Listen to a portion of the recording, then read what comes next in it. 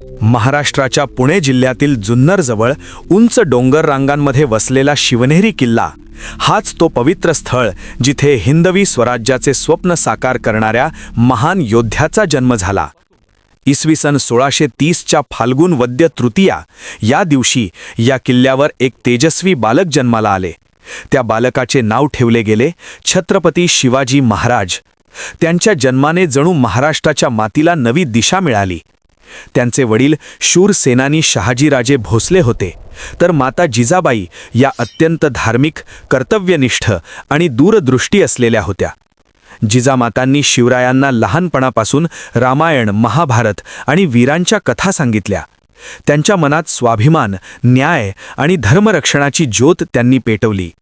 शिवनेरीचा किल्ला कठीण, सुरक्षित आणि उंच होता, परंतु त्या उंच किल्ल्यापेक्षाही उंच होते जिजामातांचे स्वप्न।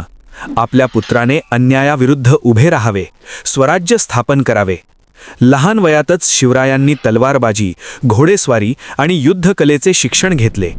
त्यांच्यात नेतृत्व गुण आणि धैर्य लहानपणापासूनच दिसून येत होते।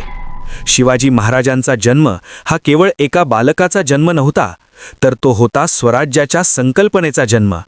त्या दिवसापासून महाराष्ट्राच्या इतिहासात एक नवा अध्याय सुरू झाला।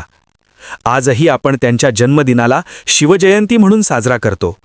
त्यांच्या जन्मकथेचा संदेश स्पष्ट आहे। परिस्थिती कितीही कठीण असली तरी महान विचार आणि संस्कार असतील तर इतिहास घडवता येतो।